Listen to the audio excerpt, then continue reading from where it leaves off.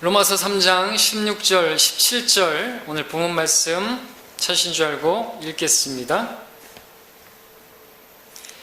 파멸과 비참함이 그들의 길에 있고 그들은 평강의 길을 알지 못했으며. 오늘 두 절만 읽겠습니다. 잠시 기도하겠습니다. 평강의 길을 아십니까? 라는 제목이 되겠습니다. 평강의 길을 아십니까? 자, 사람들은 행복하기를 누구나 원하죠. 살아가는 모습과 방식은 다 각기 다르지만 행복해지기 위해서 지금 현재를 위해서 열심히 애쓰고 있습니다. 행복을 위해서 열심히 노력한다는 것만큼은 동일하다고 할 수가 있겠습니다. 행복을 추구하는 것은 모든 사람들의 공통된 근본적인 욕구라 할 수 있습니다. 사람들은 자신의 삶에 만족하고 기쁨이 넘치는 상태를 행복이라고 말하죠. 사회적으로 안정되고 마음이 평안할 때 그들은 행복감을 느낍니다. 다시 말해서 걱정이나 근심이 없는 마음이 평안한 것이 행복이라는 것이죠. 결국 행복의 길은 평강의 길이라 말할 수 있습니다. 그러니까 행복이 뭐냐 그러면 마음이 편안한 것이 행복이다 말하는 것이죠. 근데 그들은 마음이 편안한 그 상태를 아는 것입니까? 어떻게 하면 그 평강의 길에 들어설 수 있는 것인가? 평강의 길에 들어서야 행복할 수가 있는데 그 평강의 길을 알지 못하니까 뭘 해도 평강이 없는, 행복할 수가 없는 것이죠. 자, 오늘 본문에 나오는 평강, 영어로는 peace인데 평화, 평안, 안녕, 평강 등으로 다 번역할 수 있는 그런 말씀입니다. 자, 세상 사람들은 행복하기를 간절하게 원하지만 평강의 길을 오늘 본문에서처럼 알지 못하기 때문에, 그들은 평강의 길을 알지 못하기 때문에 자신들이 그렇게 소원하는 것을 누리지 못하는 것을 보게 되는 것입니다. 자, 돈이 많으면 행복할 거라고 생각하면서 너도 나도 돈을 많이 벌어볼 수 있는 방법을 찾고 애를 쓰지만 정작 돈을 많이 가진 사람들조차 행복한 것입니까? 주님께서는 사람의 생명이 소유한 것에 풍부함이 있지 않다고 말씀하셨죠. 소유로서 행복할 수 있다면 솔로몬은 왜 전도서에서 그렇게 그것으로도 만족하지 못한다고 썼던 것입니까? 자, 부자들 중에서도 자살하는 사람이 있고 자신의 돈이 얼마인지 세수조차 없을 정도로 엄청난 부자들도 거기에 만족하지 못하고 계속해서 더 많은 돈을 벌고자 혈안이 되고 탈세를 하고 또 온갖 불법적인 수단을 다 동원해서 또 재테크를 하고 더 있는 사람이 더 가지려고 하는 그런 모습들을 통해서 우리는 소유가 거기에 행복에 있는 것이 아니구나, 행복은 소유에 있지 않구나 하는 것을 우리가 알 수가 있죠. 자, 그러면 건강, 약국에서 돈을 잃는 것은 조금 잃는 것이고 또 명예를 잃는 것은 많이 잃는 것이지만 건강을 잃는 것은 전부를 잃는 것이라고 말을 하니까 건강이 전부다, 건강하면 행복하다, 그렇게 말할 수 있죠. 근데 건강하다고 해서 또 반드시 행복한 것만은 아닌 것이죠. 사람들은 병이 들어서 몸이 아플 때는 병만 낫게 되면 행복할 것처럼 그렇게 생각합니다. 그러나 건강해지고 나면 또 다른 결핍을 느끼면서 자신의 어떤 부족함을 바라보면서 만족하지 못하고 평강을 누리지 못하는 것을 보게 되죠. 불치의 병을 앓고 있는 사람이나 중환자실에서 병마와 싸우고 있는 사람들, 그들은 건강하게 되어서 몸이 회복하게 되면 다른 사람들처럼 자유롭게 햇볕도 쐬고 밖에 나가서 걷기도 하고 뛰기도 하고, 그렇게만 할 수 있다면, 그래서 건강을 얻을 수만 있다면 정말 행복할 거라고 생각해서 그것이 가장 큰 소원일 텐데, 그러나 밖에서 건강하게 살아오고 있는 사람들을 보십시오. 여러분 어떻습니까? 진정 행복하십니까? 자신의 건강만으로 행복해하지 않는 많은 사람들을 보게 되는 것이죠. 건강한 사람들은 자신에게 있는 그 건강은 생각하지 않고 또 다른 결핍, 자신의 어떤 부족한 것들을 바라보면서 행복하지 못하고 여전히 불만족하고 짜증만 내고 불평하는 것을 보게 되는 것입니다. 여러분들 한 주 동안에 얼마나 짜증냈습니까? 얼마나 불평했습니까? 얼마나 불만족했습니까? 믿는 그리스도인들조차도 그럴 때가 많이 있는 것이죠.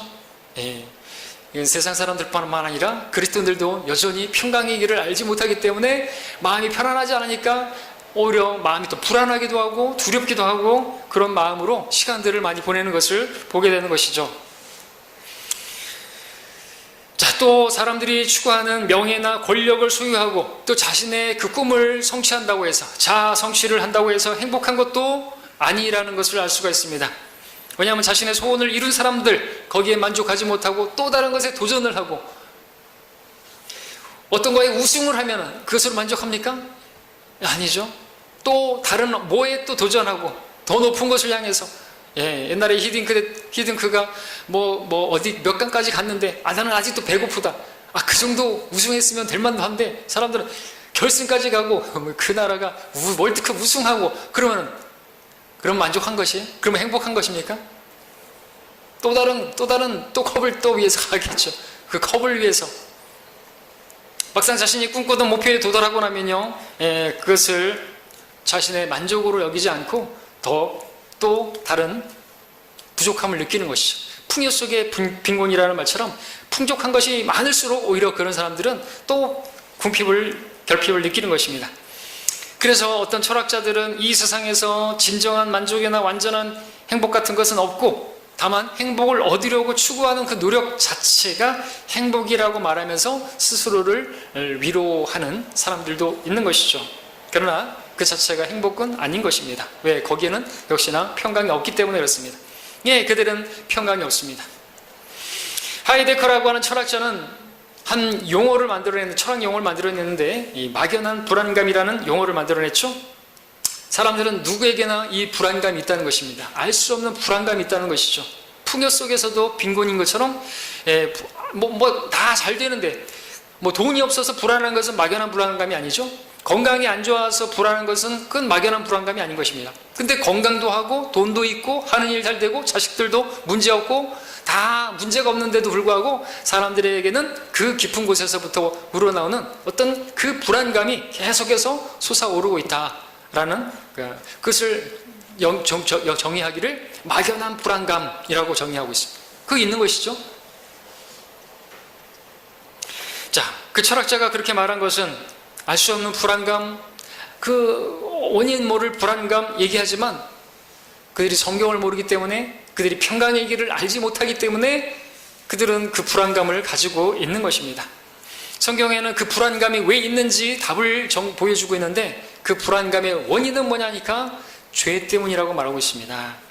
죄는 사람에게 불안함을 또 두려움을 가져다 주는 것이죠. 인간은 죄로 인해서 하나님과 원수가 되었다고 성경은 말하고 있습니다. 원수된 그 죄인들에게는 양심의 소리가 있습니다. 양심의 가책이 있습니다. 근데 어떻게 그 양심의 그 가책이 있는데 평안할 수가 있겠습니까? 화평을 누릴 수가 있겠습니까? 성경에 따르면 하나님의 심판, 하나님의 진노가 그들의 머리 위에 놓여져 있다고 하는데, 진노의 칼이 거기에 놓여져 있다고 하는데 항상 따라다니는 것이죠. 자기가 무슨 일을 하든지 간에 하나님의 진노가 그들 위에 머리에, 아들을 믿는 자는 영생을 가졌고 그 아들을 믿지 않는 자는 생명을 보지 못하고 오히려 하나님의 진노가 그 사람 위에 머물러 있느니라, 이런 상태에 있는데, 그 죄 때문에 그런 하나님의 진노가 아래에 있는데 어찌 평강을 누릴 수가 있겠습니까? 막연한 불안감, 그런 게 없어요. 그런 게 아니라 하나님의 진노 때문에, 자신의 그 죄인이기 때문에, 죄 때문에 그렇죠. 골로새 3장 6절에서도 이런 것들 때문에 하나님의 진노가 불순종의 자녀들 위에 임하느니라 그랬습니다. 하나님께서 진노하시고 계신다는 것을, 자신들이 죄인이라는 것을 또 본성으로 알고 있기 때문에 그분과 화해하지 않고 있는 이상은 평강은 절대로 누리지 못하는 것이죠. 또 사람들은 불의의 사고와 죽음이 언제 닥칠지 모르는 그런 생각을 하고 있기 때문에도 평안을 누릴 수가 없는 것이죠. 아무리 보험을 많이 들어놨다 할지라도 그런 일을 당하는 것은 싫기 때문에 평강을 누리지 못하는 것이겠죠. 자, 참된 행복을 얻기 위해서는, 그래서 참된 평강의 길에 들어서기 위해서는 반드시 죄 문제를 해결해야 하는 것입니다. 세상 사람들이 행복을 추구하면서도 실제로 행복하지 못하는 이유는 자신의 행복을 갉아먹는 원수를 알지 못하기 때문에 그렇습니다. 사람들이 행복하지 못한 이유는 돈이 없어서도, 건강하지 못해서도, 자신의 꿈을 이루지 못해서도 아니라 바로 근본적인 원인은 죄 때문인 것이죠. 자신 안에 있는 죄 문제를 해결하지 못했기 때문에 늘 불안하고 두렵고 초조하고 염려에 짓눌려 있는 것이고 그런 것입니다. 자, 근래 통계에 따르면 전 세계 우울증 환자가 3억 3천만 명이라고 합니다. 정신건강이 심각한 위기에 놓여져 있는데 1년간 자살한 사람 한 해에 자살 인구가 80만 명이 된다고 하는데 앞으로 더 늘어날 전망이 있습니다. 세상에서, 이 세계에서 전 세계적으로 가장 많이 팔리는 약이 있는데 그 약은 위궤양 치료제라고 합니다. 사람들은 하나님이 주시는 그 평강을 모르기 때문에, 그 평강을 누리지 못하기 때문에 약에 의존하는 것이죠. 그러나 그 약이 그 평강을 주는 것도 아니죠. 왜냐하면 그 약을 계속해서 먹어야 하니까 그것은 근본적인 치유책도 아닌 것이고 그 약을 먹어도 그때뿐이기 때문에 그것은 평강을 줄 수가 없는 것을 알 수가 있죠. 약뿐만 아니라 다른 것도 찾아보죠. 정신수양, 단전호흡, 요가, 마인드 컨트롤 같은 방법으로 그들은 평강을 얻고자 합니다. 여러분, 우리 주위에 그런 정신 그런 요양, 수련원, 요가 이런 데 많이 있죠. 왜 그런 거 많은 것입니까? 사람들은 그만큼 평강의 길을 알지 못하기 때문에 그런 데 찾는 것이에요. 그런데 가봐야 평강의 길 없어요. 하나님의 방법으로 평강을 얻지 못한 사람들이 그런 곳에 가는 것이고, 그런데 가봐야 참된 평안은 없는 것이죠. 자, 오늘 로마서 3장은 사람들의 현 상태에 대한 하나님의 판단을 보여주고 있습니다. 3장 10절에서는 의인은 없나니 없도다, 한 사람도 없도다 라고 말씀하고 있습니다. 의인이 아니기 때문에, 죄 아래에 있기 때문에, 여러분들 자기가 하나님의 의를 전가받지 못한 상태에서는요, 평강이 있을 수가 없는 것입니다. 의롭지 못한데, 자기가 의롭지 못하다고 한다면 죄책감이 있을 텐데 그 죄책감인 자체가 평강을 주지 못하잖아요. 그리고 자신이 짓는 그 죄들로 인해서 하나님의 심판이 있다는 것도 알고 있는데 어찌 평강할 수가 있겠습니까? 자, 이어지는 말씀들을 더 보게 되면, 그럼에도 그들은 하나님을 찾지 않고 그들의 입에는 혀와 독사의 저주가 가득하고요, 그들의 발은 죄 짓는 데 빠르다고 말씀하고 있습니다. 그렇기 때문에 오늘 본문 3장 16절 17절에서는 그들의 인생길은 비참함과 파멸만 있을 뿐이고 그들은 평강의 길을 알지 못한다고 말씀하고 있는 것입니다. 양심이 가르치고 있기 때문에, 이성이 송사하고 있기 때문에, 하나님의 심판이 있다는 것도 그들도 알고 있기 때문에, 알고 있다고 성경은 말하고 있습니다. 로마서 1장 21절 보십시오. 로마서 1장 21절 보시면 그들은요, 이 불신자들을 말하는 것입니다. 이방인들의 죄들을 말하고 있는데 그들도 하나님을 알고 있습니다. 뿐만 아니라 하나님 심판도 알고 있습니다. 1장 21절에 이는 하나님을 알되 하나님께 합당한 영광을 돌리지 아니하고 감사치도 아니하며, 이것부터 죄가 시작되죠. 32절도 보게 되면 그들은 이 같은 일을 행하는 자들이 마땅히 죽음에 처해져야 한다는 하나님의 심판을 알면서도 이 같은 일들을 행할 뿐만 아니라 말씀하고 있습니다. 하나님의 심판까지도 알고 있다는 것이죠. 그런데 하나님께 나아가지 않고 하나님으로부터 자신의 얼굴을 숨기려고 하고, 그런 상태에서 무슨 평강을 누릴 수가 있겠습니까? 사람들은, 하나님 믿지 않는 사람들도요, 권선징악을 알죠? 우리나라 고대 그런 책들을 보십시오. 다 내용 스토리가 홍지파치, 장화홍련, 무슨 춘향전, 다 보십시오. 다 죄를 지으면 벌 받는 것으로 끝나요. 이게 하나님의 법인데, 죄의 싹은 사망인데 죽여 주시옵소서, 죄를 지면 죽여달라고 하는 거 죄의 싹은 사망이고 다 안단 말이죠. 하나님의 심판은 있다는 거 알고 있어요. 근데 그 하나님과 화해하지 않은 상태에 있으면 평강이 없는 것이에요. 그들이 의로움 가운데 행하고 있다 할지라도 자신에게 있는 죄 때문에, 선을 행하고 죄를 짓지 않는 의인은 한 명도 없다고 했으니까 자신들이 그 의를 행하지 않고 있어도 불안한 것이죠. 사실은 죄가 있기 때문에 그렇고요. 럭커 목사님이 이런 말 했습니다. 개에게는 자신이 개임을 알 수 있는 정도의 벼룩을 지니고 있고, 인간은 자신이 죄인임을 알 수 있을 정도의 죄를 지니고 있다. 죄인이라는 것을 자각하고 있는 것입니다. 그리고 죄를 졌으면 벌을 받는다는 것도 알고 있고요. 그렇죠? 죄를 졌으면 벌을 받아야 되는 게 마땅한 거 아닙니까? 죄를 졌으면 하나님의 심판을 또 있다는 것도 알고 있는 것이죠. 그래서 다른 종교들에서도 무슨 아비규환이니 무슨 지옥을 이야기도 하잖아요. 그래서 두려운 것이다. 그 생각이 떠날 수 없기 때문에. 근데 그것으로부터 돌이킨다고 해가지고 그런 생각을 어떻게 피해 보려고 한다고 해서 해결책이 안 되잖아요. 마치 타조가 머리를 모래 속에 숨긴다고 해서 해결되는 문제가 아닌 것처럼, 이 죄 문제를 어떻게 피해 본다고 해가지고 해결되는 게 아니지 않습니까? 그래서 두려운 것입니다. 늘 그들에게 하나님의 진노가 계속해서 그들 머리 위에 있고 쫓아오고 있고, 하나님께서는 선한 자 악한 자 다 내려다보고 계신다고 말씀하고 있기 때문에, 그 때문에, 그런 생각 때문에 평강이 없는 것이죠. 악인에게는 평강이 없느니라고 나의 하나님께서 말씀하셨도다. 어떤 포수가 나무 위에 앉아있는 독수리를 사냥하기 위해서 총을 겨냥하고 있었습니다. 그런데 그 독수리를 보니까 그 독수리가 한 곳을 뚫어지게 쳐다보고 있더랍니다. 그래서 그 포수는 그 독수리가 어디를 뚫어지게 쳐다보고 있나 봤더니 그 독수리가 뱀을 쳐다보고 있더라는 것이죠. 근데 뱀을 보니까 그 뱀이 또 어느 한 곳을 뚫어지게 쳐다보고 있더랍니다. 그래서 보았더니 개구리를 쳐다보고 있더라는 것이죠. 또 개구리를 쳐다보니까 그 개구리도 어느 한 곳을 뚫어지게 쳐다보고 있는데 보니까 파리를 쳐다보고 있더라는 것이죠. 포수는 파리를 먹기 위해서 노리던 개구리, 개구리를 먹기 위해 노리던 뱀, 뱀을 먹기 위해 노리던 독수리, 독수리를 잡기 위해 노리던 자신을 보면서 섬찟하게 됐죠. 그리고 자신도 누군가가 노리고 있다는 생각에 돌아보게 되었다는 생각이 들었던 것이죠. 많은 사람들이 근데 이런 생각이 떠오를 때면 애써 지우려고 다른 데 마음을 그렇게 또 두는 것이죠. 사람들이 종교를 갖는 것도 이유가 이런 생각 때문에 그런 거예요. 예. 자, 어떻게 하면 그러면 죄 문제를 해결할 수 있습니까? 평강의 길은 어디 있는 것입니까? 이제 본론으로 들어가겠습니다. 첫 번째, 평강을 얻으려면 평강의 길은 어디에 있습니까? 바로 죄 문제를 해결하는 데 있습니다. 답은 의롭게 되는 데 있습니다. 의롭게 되어야 되죠. 의롭게.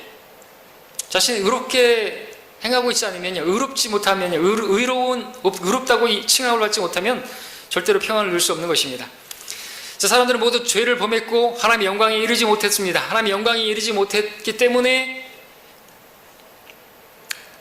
하나님과 화해하지 못한 상태에 있기 때문에 화목할 수가 없는 것이죠. 하나님께서는 그 때문에 화목제물로 예수님을 보내신 것입니다. 예수님께서 십자가에서 못 박혀 죽으신 이유에 대해서 이사야서 53장, 우리 지난 시간에 봤지만 이사야서 53장이 이렇게 말하고 있습니다. 5절에서 그는 우리의 죄악으로 인하여 상하였도다. 우리의 화평을 위한 징계가 그에게 내려졌다고 말하고 있습니다. 예, 주께서 징계받으신 이유가 뭐냐니까 우리의 화평을 위해서, 우리에게 평강을 주시기 위해서, 우리가 하나님과 화해하게 하기 위해서, 그래야 평강이 있으니까 그 목적으로 예수님께서 십자가에 못 박히셨다고 말씀을 하고 계시는 것이죠. 로마서 3장 여러분들 보십시오. 3장 다시 본문의 아래쪽으로 보시면 24절, 25절에 보시면 예수님께서 왜 십자가를 지신 것입니까? 그리스도 예수 안에 있는 구속을 통하여 그의 은혜로 값없이 의롭게 되었음이라. 하나님께서 그 피를 믿는 믿음을 통하여 그를 화목제물로 세우셨으니 이는 하나님의 오래 참으신 가운데서 이전에 지은 죄들을 사하심으로 인하여 그의 의를 선포하려 하심이라 했습니다. 예, 의롭게 돼야 되죠. 그 의를 선고받아야 되는, 너는 의롭다라고 하나님으로부터 인정을 받아야, 선포를 받아야 화평할 수가 있는 것입니다. 로마서 5장 1절 보십시오. 5장 1절. 자, 평강을 누리려면 의롭게 되어야 된다. 평강의 길은 의롭게 됨에 있습니다. 그러므로 우리가 믿음으로 의롭게 되었으니 우리 주 예수 그리스도를 통하여 하나님과 화평을 갖느니라 그랬습니다. 화평, 평강, 평화 다 같은 말입니다.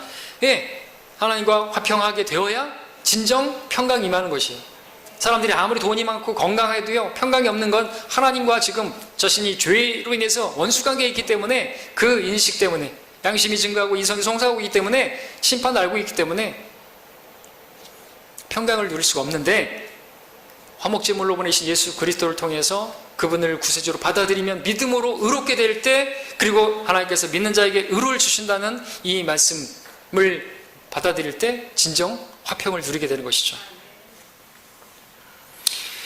의롭게 되어야 화평을 갖게 된다. 이게 순서입니다. 의가 있어야 화평이 있죠. 로마서 여러분들 14장 17절도 볼까요? 로마서는 근처 찾아보죠. 14장 17절 우리 잘 아는 말씀. 하나님의 나라는, 예, 우리 하나님의 나라에 들어갔죠. 믿음으로 거듭나서 하나님 나라에 들어갔는데, 하나님 나라에서 누리는 것은 뭡니까? 먹고 마시는 것이 아닙니다. 다만 성령 안에서 의와 화평과 기쁨이라 말씀하고 있습니다. 의가 있어야 화평이 있고요, 그렇게 화평케 되었어야 기뻐하죠. 행복하게 되겠죠. 행복감을 누리게 되겠죠. 히브리서 7장 2절에서도 말씀하시기를 첫째로 의의 왕이요 그 다음에는 살렘 왕 곧 화평의 왕이라 말씀하고 있습니다. 첫째가 의의 왕이고 그 다음에 살렘 화평의 왕이라고 말하고 있습니다. 의가 먼저고 그 다음에 화평이에요. 의롭게 되지 못한 상태에서는 화평이 없다라는 것입니다. 예수 그리스도의 십자가를 통하여 하나님과 화해하지 않으면 평강이 없습니다. 에베소 2장 16절에서도 그 십자가를 통하여 둘을 한 몸으로 만들어 하나님과 화해하도록 함이며 그 십자가로 원수된 것을 죽이려 함이라. 십자가를 통해서 화해해야만 평강이 임하게 되는 것이죠. 그래서 바울은 고린도서 5장 20절에서 이렇게 말합니다. 이제 우리는 그리스도를 대신한 대사들로서 하나님께서 우리를 통하여 너희를 권면하신 것 같이 우리도 그리스도를 대신하여 너희에게 간구하노니 너희는 하나님과 화해하라. 우리는 이 화해의 직분을 맡은 사람들입니다. 하나님과 화해하지 않은 사람들, 평강에 들어서지 못한 사람들, 그 평강을 전하는 사람들, 우리들이죠. 화해의 복음. 그래서 이 복음을 성경에서는 에베소서 6장 15절에서 화평의 복음이라고 말하고 있습니다. 이 복음을 통해서 화평을 가질 수가 있는 거예요. 평강을 얻을 수가 있는 것이죠. 근데 문제는 이 복음을 받아들이지 않습니다. 복음을 받아들이지 않습니다. 하나님께 가지 않습니다. 예수 그리스도 앞에 나오지 않는 것이죠. 그러면 절대로 평강을 누릴 수가 없는데, 그러니까 평강의 길을 알지 못하니까, 복음을 알지 못하니까 그 평강을 누리지 못하는 것입니다. 악인에게는 화평이 없다고 나의 하나님께서 말씀하셨느니라. 이사야서에서 반복해서 말씀하고 있습니다. 하나님으로부터 죄 없음이라고 하는 선고를 받지 못하는 이상은 절대로 평안을 누릴 수가 없는 것입니다. 여러분, 구치소에서 수감 중인 죄수가 법정에서 재판관으로부터 무죄 선고를 판결받기 전까지는 절대로 평안할 수가 없겠죠? 그 전까지는 얼마나 두렵고 초조하겠습니까? 만약에 죄수라고 한다면, 근데 좋은 변호사를 선임해가지고 무죄 판결을 받게 되면 그것은 정말 땡 잡는 거 아닙니까? 나올 때 얼마나 날아갈 듯한 그런 마음이 들겠습니까? 자, 심판석에서 그 판사로부터 무죄 선고를 받게 되면요, 그 마음은 정말로 기쁠 것이고 평안할 것입니다. 마음이 평안이 임할 것이고 기쁨이 넘칠 것입니다. 왜? 이 지자는 죄 문제가 해결됐잖아요. 의롭게 됐잖아요. 의롭다고, 넌 죄 없다고 판결을 받으면 당연히 평안이 임하고 기뻐하며 그 교도소문을 나오겠죠. 미국의 닉슨 대통령 보좌관이었던 찰스 콜슨, 워터게이트 사건으로 감옥에 들어간 일이 있었습니다. 여러분 아시는 분 아시겠지만, 그 법정에서 재판을 받게 되던 때 엄청난 두려움으로 두려워했다고 말합니다. 그 자서전에서 쓰고 있습니다. 미국 법원이라는 곳이 분위기가 엄중했고 그 판사 앞에서 판결을 받는 상황이 얼마나 공포스러웠는지 그 책에 썼는데, 그 책에서 그의 심경을 고백하는데 이렇게 쓰고 있습니다. 내가 이 하잘것없는 사람 앞에 나아가서 심판을 받는 일도 이렇게 두렵고 떨리거늘, 만일 내가 행한 나의 모든 죄들을 알고 계시는 하나님 앞에서 나의 모든 죄들이 드러나고 공개되어진다면 얼마나 두렵고 떨리겠는가 하는 생각을 인간 재판관 앞에서 했다라고 합니다. 그러한 두려움이 계기가 되어서 훗날 예수님을 믿고 구원받게 되었다고 합니다. 그렇겠죠? 자, 죄인은 죄를 용서받기 전까지는 결코 그 죄 문제가 해결되지 않고서는요, 그 죄 아래에 있어서는요, 절대로 평강할 수가 없죠. 여러분들 뺑소니 치고 인사사고 내고 그 사람이 다리 뻗고 잘까요? 그럴 수 있다면 그 사람은 사람도 아니죠. 양심이 구멍난 사람이겠죠. 범죄하고 자신이 완전 범죄를 꿈꾸면서 계속, 그래서 어떤 그런 생각을 해봅니다. 어떤 사람이 막 열심히 봉사를 하고 학교 앞에서 열심히 누구도 인정 안 해주는데 막 청소하고 막 그렇게 헌신적으로 하는 사람들, 저는 그 사람들에게 뭐가 있을 거라고 생각해요. 아무도 사람들이 알지 못하는 어떤 그 죄를 져가지고 자신의 그 양심의 그것을 어떻게든 해결해 보려고 열심히 선행을 행하는 것입니다. 근데 그런다고 해서 해결되는 게 아니잖아요. 아무리 그렇게 청소를 하고 아무리 봉사를 하고 사회에 뭐 한다 할지라도 그 사람은 평안할 수가 없는 것입니다. 죽을 때까지. 근데 하나님으로부터 문제를 해결받으면 되지 않습니까? 그러지 않고는 그 두려움, 그 초조함, 그 불안함은, 막연한 두려움, 그것은 막연한 불안감은 해결되지 않는 것입니다. 하나님과 관계를 회복해야죠. 하나님으로부터 사면장을 받아야 되는 것입니다. 죄 없음, 죄 사함의 은혜를 받아야 되죠. 그 선고를 받아야 되죠. 자, 여러분 어떻습니까? 그리스도인들이신 여러분들은 믿음으로 의롭게 되었죠. 하나님과 원수관계가 해결되었죠. 그래서 화평을 갖게 되었죠. 여러분 기뻐하시게 되셨죠. 아멘이 별로 없으신데 아직 기쁨도 없고 평안도 없으십니까? 자, 여러분들, 우리는 믿음으로 어렵게 되었고 하나님과 화해되었고 화평을 누리게 되었고 기뻐하게 되었고 의, 화평, 기쁨, 하나님 나라 안에서 우리는 들어간 사람들이고, 근데 왜 여러분들 아멘이 안 나오시는 것이? 자, 아멘이라고 말하지 못하시는 분들, 이유가 뭘까요? 왜 마음이 평안하다고 말할 수 없고, 왜 나는 지금 평안하다, 나는 기뻐하고 항상 기뻐하라 그랬는데 기뻐하지 못하고 있는 것일까요? 여러분들도 또 평강의 길을 놓쳐버렸습니까? 자, 그 이유의 두 가지로 말씀을 드립니다. 이제 여러분들에게 해당하겠죠? 크게 두 가지라. 첫 번째는 역시나 죄 때문이다 말씀드릴 수 있습니다. 예, 죄는요 구원받지 못한 사람들 뿐만 아니라 구원받은 우리들에게도요 화평을 앗아가게 만드는 것이에요. 당연하죠. 우리가 죄를 지면 그 죄가 하나님과 교제를 막는데, 그리고 그 죄를 하나님께서 미워하시는데, 하나님께서 죄에 대해서 징계하시는 분이신데, 그 죄를 짓고 자백하지 않으면, 예, 근데 하나님께 감사한 것은 우리가 다시 그 회복을 할 수 있는, 그 화평을 다시 얻을 수 있는, 화해할 수 있는 그런 길을 마련해 두셨으니, 우리에게 여전히 필요한 것은 예수 그리스도의 보혈입니다. 예, 예수 그리스도의 피는요 구원받지 않은 사람들에게 뿐만 아니라 우리들을 하나님과 화해케 하는 화목 제물이 되는 것입니다. 요한일서 2장 2절에서 그는 우리의 죄들을 위한 화목 제물이시니 우리뿐만 아니라 온 세상의 죄들을 위한 것이라. 온 세상의 죄인들을 위해서, 우리가 죄인이었을 때 우리는 그 피가 필요했죠. 그들뿐만 아니라 우리들에게도 여전히 필요한 거라는 거죠. 그래서 예수 그리스도의 피를 의지해서 우리가 자백할 때 교제가 회복되어지고, 그러면은 우리가 그것을 믿으면요 화평이 임하게 되는 것이죠. 근데 여전히 자백하지 않고 있다, 그럼 하나님께서 불쾌해하고 계시고, 예. 여러분들, 자백하는 것은, 우리가 죄를 용서받는 것은 목욕하는 것에 비유할 수 있고, 예수님께서 말씀하셨죠, 요한복음에서. 그리고 우리가 자백하는 것은 뭐에 비유합니까? 발 씻는 것에 비유할 수 있잖아요. 여러분들, 저는 하루라도 발을 안 씻고 자면은 발가락 사이에서 뭐가 생길까 봐 그렇지 않습니까? 그런 마음이 있잖아요. 하루라도 자백하지 않으면 여러분들 뭐가 생길 것 같아요. 두렵지 않습니까? 그런 두려움도 없으세요? 여러분, 발 씻는 거 생각해 보시자니까요. 발 씻는 건 자백하는 것에 말씀하셨는데, 저는 하루라도 발을 안 씻으면 발에 그 더러움이, 땀이 쪄들어갖고 뭐 습진이든 무좀이든 생길 것 같아가지고 깨름직해서 꼭꼭 씻고 자는데, 여러분들도 그러시죠? 여러분들 씻고 나면은 어떤 상쾌함을 느끼시죠? 그런 기분을 느끼게 하시는 분이 주님이시죠? 우리가 씻고 나면, 발을 씻는 거, 목욕하고 사우나 하고 나면 개운하고 기쁘잖아요. 여러분들 근데 안 하고 있으면 막 땀에 쪄들고 막 그러고 있으면은 어떻습니까? 불쾌하고 막 그러잖아요. 그러니까 씻으라고. 여러분들 씻으셔야 되는 거죠. 자백해 하셔야 하는 거예요. 자백하면 그 상쾌함을 주시잖아요. 네. 자, 그런데 또 여기서 말씀드리겠습니다. 죄라고 해가지고 우리가 행한 어떤 악행만이 죄가 아니죠. 성경은 우리가 하지 말아야 할 죄를 지어도 당연히 화평이 없어지고 또 그 죄에 대해서 자백을 해야 되는데, 그뿐만 아니라 우리가 해야 하는 일을 하지 않는 것도 죄라고 말하고 있어요. 선을 행할 줄 알면서도 행하지 않는 그 사람에게는 그것이 죄가 된다 그랬죠.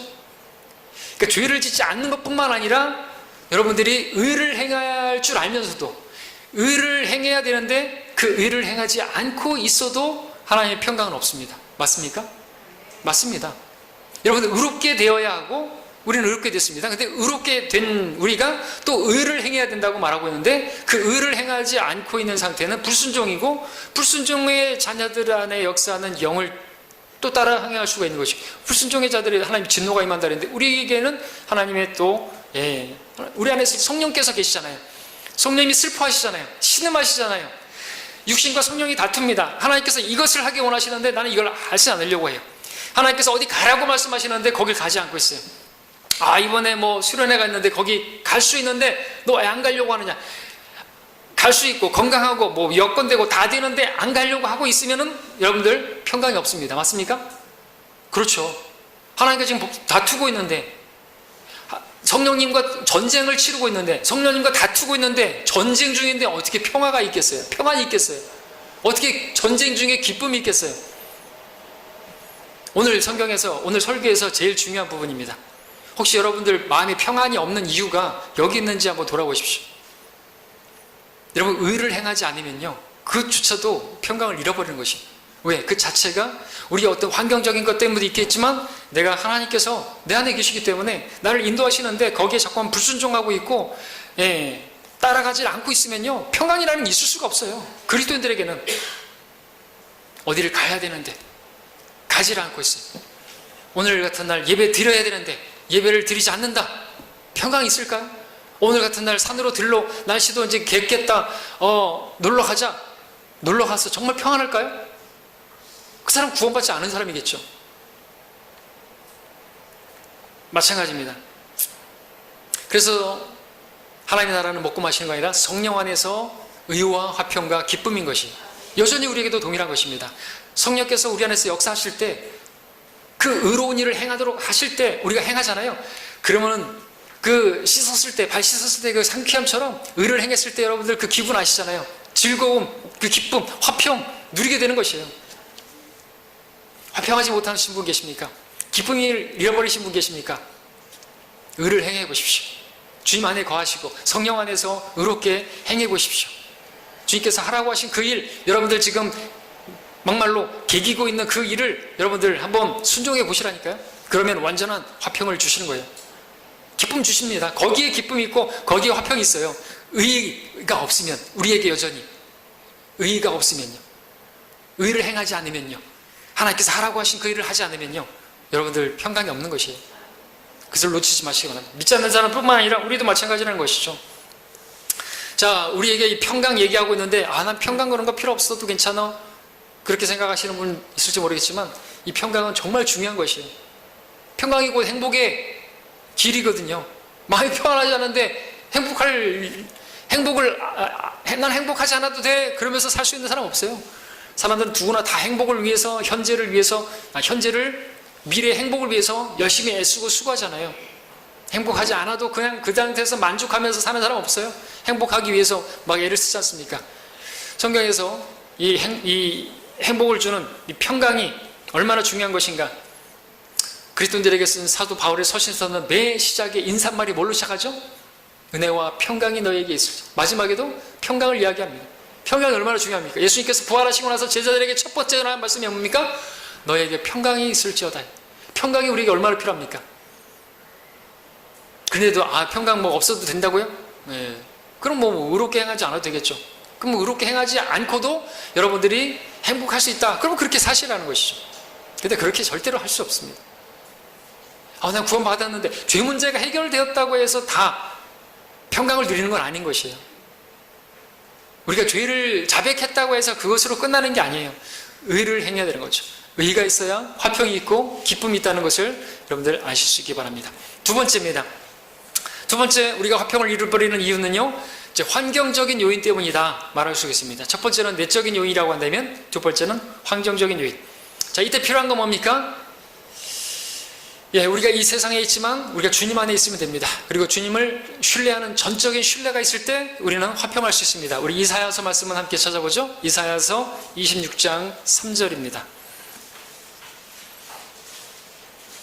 자, 우리가 이 세상을 보면, 여러분들 뉴스를 보게 되면, 우리나라는 유일한 분단 국가고, 지금 뭐 또 트럼프가 뭐 DNZ를 반문하니 뭐니 또 뭐라고 하고, 또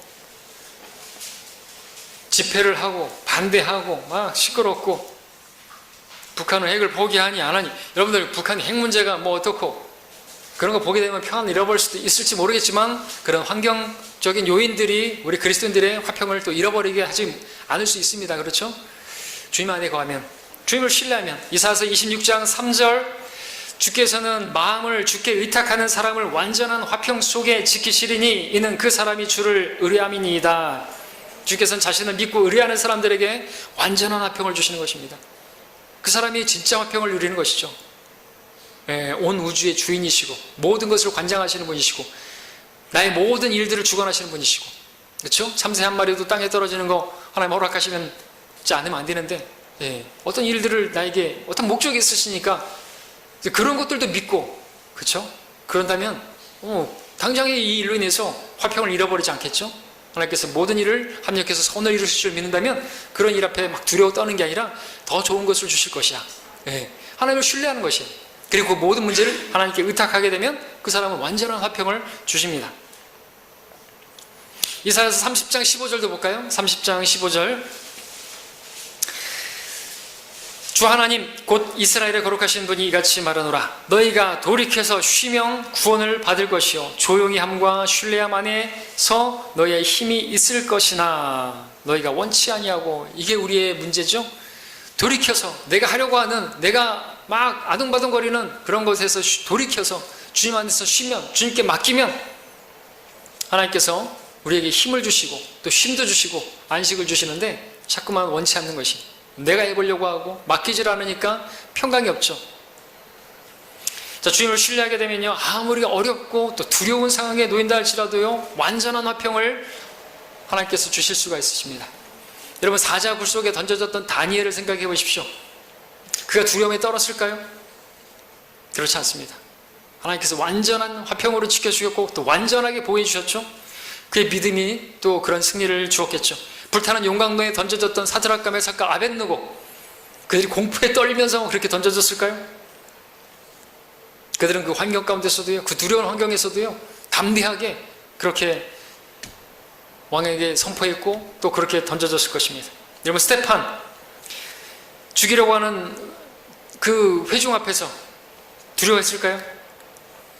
전혀. 성경은 그때 스테판의 얼굴은 누구의 얼굴과 같았습니까? 천사의 얼굴과 같았습니다. 그렇다면 그 던져진 돌에 맞아서 죽어갈 때는 공포에 질리면서 떨면서 그렇게 죽어갔던 것입니까? 아니에요. 성경은 그 순간에도 그가 하나님께 기도하면서 저들의 죄를 용서해달라고 그렇게 기도했다고 기록하고 있습니다. 천사 같은 얼굴로 돌에 맞아 죽어가는 순간에도 그들을 위해서, 용서를 위해서 기도했다는 것은 하나님께서 그 스테판의 마음에 완전한 평강을 주셨기 때문이 아니고 무엇이겠습니까? 자, 사도행전에 보니까 베드로가 감옥에 갇혔습니다. 감옥에 gat혔는데 그가 막 두려워 덜덜 떨었습니까? 아닙니다. 그가 잠을 잤습니다. 얼마나 깊이 잤던지 천사가 옆구리를 쳐야만 일어나는데 툭툭 건드려가지고, 야 베드로 일어나, 일어나. 안 일어나니까 옆구리를 갖다가 후려치니까 일어날 정도로 뭘 말합니까? 평안했던 것이겠죠. 바울과 실라가 감옥에 갇혔을 때 어땠습니까? 그들이 기도하고 그리고 기도했다는 것은 하나님께 모든 걸 맡겼다는 것이고, 그랬을 때 찬송이 흘러나왔죠. 그랬을 때 감옥문이 열렸죠. 주님께 맡기니까 당연히 그런 환경이 문제가 아니라, 감옥 안이 문제가 아니라 완전한 화평으로, 하나님께서 그런 화평을 가지시니까 하나님께서 또 열어주시는 것이죠. 주를 신뢰하면요, 그걸 하나님께서 보기 원하시는 거예요. 주님을 신뢰하는 길을 정말 믿음이 있는지를 보기를, 여러분들 그런 환난 가운데서, 고난 가운데서 믿음이 드러나지 않습니까? 그러니까 그런 것을 보기 위해서, 정말 정국 같은 믿음이 이제 형성되었나 보기 위해서 여러분들 불같은 시련도 허락하시고 어려운 환경도 놓이게 하신다는 것을 믿으시기 바랍니다. 그러면 기뻐할 수 있잖아요. 우리가 환난도 기뻐하라 그랬지 않습니까? 환난 중에서 기뻐하며, 어떻게 기뻐하는 것이? 완전한 화평이 있기 때문에 그렇죠? 하나님 신뢰하기 때문에 그렇죠. 모든 상황을 주관하시는 분이 계시기 때문에 그렇죠? 주님을 신뢰한다면 여러분들 주님께 의탁해야 되겠죠? 기도로서 의탁해야 되겠죠? 우리 빌립보서 말씀을 이제 또 찾는 구절은 아마 마지막일 것입니다. 빌립보서 4장 6절 7절 잘 하시는 말씀.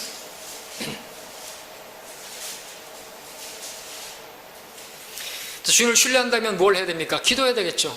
주님 신뢰한다 그러면서 아무것도 기도하지 않으면 안 되겠어요? 우리가 기도하고 나서 또 구해야 되겠죠. 구하고 나서 또 하나님의 또 인도하심을 찾아야 되겠지만, 자, 아무것도 염려하지 말고 다만 모든 일에 기도와 간구로 너희의 구하는 것들을 감사함으로 하나님께 알려지게 하라. 그리하면 모든 지각을 초월하시는 하나님의 평강이 그리스도 예수 안에서 너희의 마음과 생각을 지키시리라 말씀합니다. 자, 오늘 걱정이 있으신 분, 두려움이 있으신 분들, 염려가 있으신 분들, 이 말씀 붙들고 이 말씀대로 해보시기를 바랍니다. 우리가 구할 것들, 여러분들 지금 염려하는 것들, 두려운 상황들이 있습니까? 하나님께 다 맡기십시오. 아무것도 염려하지 말고 다 하나님께 말씀을 드리십시오. 근데 아무것도 기도하지 않고 다만 모든 일에 염려만 하는 그런 일을 하면 안 되는 것이겠죠. 맨날 그래요. 모든 걸 염려할 뿐 아무것도 기도하지 않아요. 이 말씀 다 알아요. 우리 구절 다 알잖아요. 암송하고 계신 분들도 계시죠? 아무것도 염려하지 말고 다만 모든 일에 기도와 간구로 너의 구할 것을 감사함으로 하나님께 아뢰지. 아무것도 염려하지, 아무것도 기도하지 않으면서 모든 걸 염려할 뿐, 우리라는 거죠. 그래서 오늘 여러분들 이 말씀 다시 한번 더 보시기 바랍니다. 감사함으로 하나님께 아뢰라 했습니다. 여러분들 하나님께서 여러분에게 주신 것들 한번 생각해 보십시오. 여러분 생각하면 감사가 나온다 그랬죠? 생수는 싱크에서 나온다 그랬죠? 감사할 걸 생각해 보십시오. 감사의 제목으로 한번 주님 앞에 아뢰 보십시오. 여러분에게 주신 것들 한번 생각해 보십시오. 구원부터 시작해서 주님 오늘 나에게 또 호흡을 주셔서 생명을 유지해 주셔서 감사하고, 여러분들 미세먼지가 막 일어났을 때는 와, 미세먼지만 없으면 살 것 같다. 볼 수 있는 눈을 주시고 들을 수 있는 귀를 주시고, 여러분들 걸어 다닐 수 있는 다리를 주시고, 여러분들 지금 다리가 안 좋으셔서 병원에 계시는 자매님도 계시잖아요. 여러분들 지금 병원에 있는 많은 사람들 정말 저 사람들처럼 걸을 수만 있다면, 뛸 수만 있다면, 예? 운동선수들 같은 경우는 뛸 수만 있다면, 다시 운동할 수만 있다면 더 소원이 없겠다 그렇게 말하잖아요. 근데 여러분들 지금 뛸 수 있습니까? 못 뛰는 분들도 계실 수 있겠지만 이렇게 손을 올리면 올라가고, 예, 다리 있죠, 발이 있죠, 먹을 수 있는 빵이 있죠, 물이 있죠. 그것도 없는 사람도 있다니까요. 여러분은 집에 화장실 있어요? 집 안에 화장실이 있습니까? 집 안에 화장실이 있습니까? 여러분들 세계적으로 집 안에 화장실이 있는 사람 전체적으로 본다면 여러분들 상위 10%예요. 전 세계적으로 통계에 따르면. 여러분들 집에 지붕이 있습니까? 상위, 전 세계적으로 상위 20%에 속하는 사람들이에요. 지붕이 없는 사람들 많이 있다니까요. 진짜로. 차가 있습니까? 상위 1%에 속하시는 분들이에요. 감사할 제목들 한번 생각해 보십시오. 여러분들 감사함으로 하나님께 아뢰 보십시오. 염려할 게 많이 있더라도 감사로 아뢰 보십시오. 그러면요, 갑자기 염려가 다 사라질 것이고 감사가 나올 것이고 찬양이 나올 것이에요. 바울도 감옥에서 기도하고 나서 찬양을 나왔잖아요. 찬양이. 그 어려운 그 바닥에 떨어졌는데, 감옥에 갇혔는데 어떻게 찬양이 나와요? 감사. 여러분 마음에 감당할 수 없는 어떤 어려움을 만났을 때, 거기에 사로잡혀서 고통하지 마시고, 이 말씀에 의지해서 하나님께 감사기도 드려보시기 바랍니다. 주님, 오늘 저의 모든 환경이 주님의 손안에 있음에 감사드립니다. 주님의 손안에 있음에 내가 고백드립니다. 하나님께서 내게 허락하신 이 어려움들, 또 이것도 하나님의 사랑이고 하나님의 돌보심이고 또 나를 연단하시기 위한, 정금처럼 그 믿음을 주시기 위한 환경인 줄로 믿습니다. 주신 이 환경에서 더욱더 제가 주님 닮아가게 하시고 성령의 열매를 맺게 하시고 주님의 사랑으로 온전하게 그렇게 발견될 수 있게 해주십시오. 주님 보시기에 가장 아름답게 선하게 또 다루어 주십시오. 이런 식으로 여러분들 기도한다면 바뀌겠죠. 이렇게 여러분들 감사함으로 하나님께 알리십시오. 이게 하나님의 방법입니다. 그렇게 하면 어떻게 된다고 말하고 있습니까? 그리하면 모든 문제가 해결되리라가 아니고, 그리하면 모든 너희의 구하는 것들이 다 응답되리라가 아니고, 그리하면, 성경을 우리가 똑바로 봐야 되겠죠? 그리하면요, 모든 지각을 초월하시는 하나님의 평강이 우리의 마음과 생각을 지켜주실 것이라고 말하고 있는 것이에요. 그런 평강이 임한다는 거죠. 이미 그렇게 감사 기도 드리면요, 마음에 이미 평안이 임하는 것이에요. 우리 그리스도인들은 환경이 다 어떤 문제가 다 해결되어지고 나서 주어지는 화평이 세상의 화평이라고 한다면, 우리가 세상에서 환난을 당하지만 그럼에도 불구하고 주님께서 세상을 이기셨고 또 주님께서 우리의 마음을 지켜주시기 때문에 우리는 그 가운데서도 우리는 화평을 누릴 수 있는 사람들인 것입니다. 이게 주님이 주시는 화평이고 주님께서 우리에게 주시고자 하시는 화평인 것입니다. 다 문제가 해결되어진다는 게 아니에요. 다 문제가 해결되어진다고 한다면 그 순교자들이라든지 믿음의 사람들 왜 그렇게 다 죽어간 것입니까? 바울부터 시작해가지고 왜 이렇게 고난을 당한 것입니까? 하나님께서 우리에게 왜 성령님을 주시고 왜 위로자를 주시는 것입니까? 모든 문제를 다 해결해 주시는 분이시 아니라 그 가운데도 우리를 위로해 주시고 그 가운데서도 우리에게도 평강을 주시고 성령 안에서 누리는 그 기쁨을 주시는 분이 바로 주님이신 거예요. 여기 기도 보십시오. 우리가 다 염려를 다 하나님 앞에 맡기고 기도한다고 해가지고 다 응답된다고 말씀하시는 게 아니라 평강을 주시겠다고 약속하셨다니까요. 그러니까 여러분들 기도하고 나서도 평강이 없다, 그러면 여러분들 언제까지 기도하시는 줄 아십니까? 여러분의 마음이 평안이 임할 때까지 기도하셔야 됩니다. 1차적으로 응답이 평안이에요. 하나님께서. 여러분들 진짜 신뢰하고 기도하면요, 한나가 기도하고 나서 얼굴에 수심이 없었던 것처럼 얼굴에 수심이 없을 것이고, 그렇게 일어나게 되면 또 사무엘을 주실 줄로 믿습니다. 해결해 주시는 거예요. 또 아니, 일단 믿음이 있어야. 믿음이 있다는 증거가 뭐예요? 얼굴에서 나타나는 거잖아요. 여전히 얼굴이 쫙 찡그리고 있고 내천천거리고 있는데 어떻게 하나님께서 주시겠느냐고요. 주님께 완전히 맡기고, 너의 짐을 주님께 맡기라. 그러면 돌보시고, 그 주의 너의 일들을 맡기라. 그러면 의인이 흔들리지 않게 하시고 또 허락해 주신다고 말씀하시는데, 아니 여전히 두려워하고 여전히 염려하고 있고 기도로 맡겼다 그러지만 계속해서 붙들고 있고 걱정하고 있는데 하나님께서 어떻게 주시겠냐고요. 줘봤자 어차피 하나님 주셨다고 믿지도 않을 텐데. 하나님 진짜 믿는 사람들은 일단 얼굴부터 피셔야 되는 거예요. 어떻게 펴요? 화평이 있어야죠. 화평이 없으면 절대로 응답도 기대하지 말아야 되는 거죠. 그렇죠? 자, 하나님께서 여러분에게 화평을 주시면요, 어떤 누구도 빼앗아가지 못합니다. 내가 화평을 남겨두려니 나의 화평을 너에게 주노라. 내가 너에게 주는 것은 세상이 주는 것 같지 아니하니 너희는 마음에 근심하지도 말고 두려워하지도 말라 그랬습니다. 욥기에서는 34장 29절에서 그분이 평정을 주시는데 누가 감히 분란을 일으키겠느냐 그랬습니다. 평정, 화평을 주시는데 누가 그걸 뺏어가겠습니까? 주님 안에 주시는 그 화평은 진짜 완전한 화평인 것입니다. 하나님의 화평은 우리의 마음에 고요함을 줍니다. 파도가 아무리 심하게 쳐도 바다 깊은 곳에는 고기가 유유히 노는 것처럼 주님 안에서 깊이 우리가 잠겨있는 성도들은요, 완전한 화평을 누릴 수가 있는 것입니다. 여러분, 그 화평을 여러분들 누리실 수 있기를 바랍니다. 자, 그러기 위해서 우리가 해야 될 게 뭡니까? 주님께 신뢰하고 의탁하는 것입니다. 마음을 주님께 의탁하고 그분을 의뢰하는 것입니다. 기도로서 맡기는 것입니다. 그러면 마음의 화평이 임할 것이고, 그러면은 행복하잖아요. 그러면은 그 다음에 이제 하나님께서 일하시는 거예요. 우리 편에서, 내 안에서 하나님을 신뢰하는 그 신뢰가 발견되지 않으면 하나님이 일하실 수가 없다니까요. 믿지 않는데 어떻게 하나님이 일하시겠습니까? 자, 결론을 맺겠습니다. 우리가 사는 세상은 정말 두려움으로부터 자유로울 수 없는 세상입니다. 화평을 누리기 힘든 이 시대입니다. 때문에 많은 사람들이, 세상 사람들이 마지막 때를 향할수록 더욱더 원하는 건 뭡니까? 평화죠. 평화. 전쟁 없는, 뭐가 없는 평화를 원합니다. 피스를 외칩니다. 평강을 누려보려고 합니다. 개개인적으로도 마찬가지죠. 그래서 진정제 먹어보고, 또 위궤양 치료제도 그렇게 먹어보고, 또 각종 수양을 하기도 하고, 그러나 거기는 참된 평강이 없습니다. 그들은 평강이기를 알지 못합니다. 사람은 오직 예수 그리스도의 보혈을 통해서만, 하나님과 원수된 그 관계를 회복해서만 평강을 누릴 수가 있습니다. 그리고 하나님을 신뢰하는 믿음으로 자신을 주께 의탁할 때 하나님께서 완전한 평강을 주십니다. 그 평강, 하나님께 기도로 아릴 때 주어지는 것입니다. 돈으로 살 수 있는 화평이 아닙니다. 돈이 많다고 해서, 소유가 많다고 해서 누릴 수 있는 화평도 아닌 것이죠. 질병이 없고 하는 일이 잘 되고 좋은 집에 산다고 얻을 수 있는 것도 아닌 것입니다.